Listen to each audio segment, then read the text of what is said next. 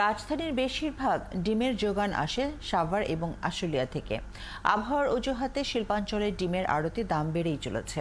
ক্রেতাদের অভিযোগ, বাজার মনিটরিং কমিটি শুধু কাগজেই। খোদ বিক্রেতারা জানালেন, ডিমের বাজারে নেই কারো মনিটরিং, ফলে ইচ্ছে মতন দাম বেঁধে দেয় সিন্ডিকেট। আর সিন্ডিকেটের সাথে সংশ্লিষ্ট কর্মকর্তাদের সমঝোতা হয়েছে বলেও অভিযোগ তাঁদের। আশরাফ সিজলের তথ্য এবং ছবিতে প্রতিবেদন। দামের অস্থিরতায় আবার আলোচনায় ডিম, যা দেশে প্রাণীজ আমিষের সহজলভ্য উৎস। আর সেই কারণেই এই দামের হেরফের ভাবায় সব শ্রেণীর মানুষকেই।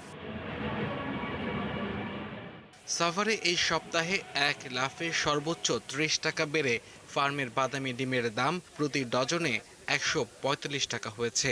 এলাকা ভেদে কোথাও কোথাও এর বেশি দামেও বিক্রি হচ্ছে ডিম। অনেক খামারিতে মুরগি বিক্রি করে দিয়েছে, মুরগি কম আসে, ডিম উৎপাদন কম, ডিমের দাম বেশি।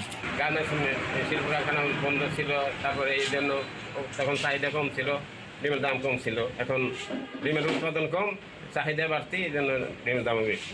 ক্রেতারা বলছেন, আবহাওয়াকে অজুহাত করে আবারও ডিম ও মুরগির বাজারে কারসাজি করছে অসাধু চক্র। মজুত করে তারা বাজার অস্থির করছে, সরবরাহ কমিয়ে বাড়িয়েছে দাম। আইন আছে, তার প্রয়োগ নেই, এখন ঠিক মতো প্রয়োগ করুক, সব কিছু ঠিক হয়ে যাবে। আপনারা আপনারা আজ দেখেন, আপনি এটা কিছু করতে পারবেন আপনি। এদিকে কৃষি বিপণন অধিদপ্তর গেল 15 মার্চ ডিমের দাম বেঁধে দিয়েছিল 10 টাকা 49 পয়সা।